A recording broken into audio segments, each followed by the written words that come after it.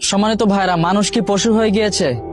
না, পশু হত্যা করে ক্ষুধার তাড়নায়, কিন্তু মানুষ আরেকজনকে হত্যা করে হিংসা, অহংকার আর ক্ষমতার লোভে, যার জলজান্ত উদাহরণ আজকে আমরা একটা ভিডিওর মধ্যে দেখেছি।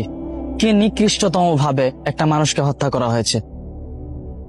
প্রিয় ভাইরা, মহান আল্লাহ তাআলা সূরা মাইদার মধ্যে বলেছেন, যে কেউ অন্য আরেকজনকে হত্যা করলো সে যেন পুরা মানব জাতিকে হত্যা করলো। নাউজুবিল্লাহ।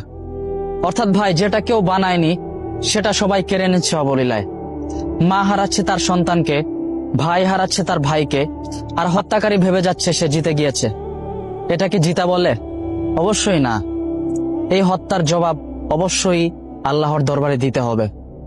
চলুন আমরা এটা থেকে শিক্ষা গ্রহণ করি, আমরা এই পৃথিবীটাকে সুন্দর করি। আল্লাহ আমাদের সকলকে হেফাজত করুক। মানুষ হত্যার মতো কাজ, এত নিকৃষ্টতম কাজ আমাদের দ্বারা না হোক। আমরা যেন আমাদের এক ভাই আরেক ভাইয়ের সাথে সম্পর্ক অটুট রেখে জীবনযাপন করতে পারি। আল্লাহ আমাদের সকলকে তৌফিক দান করুন। আমিন।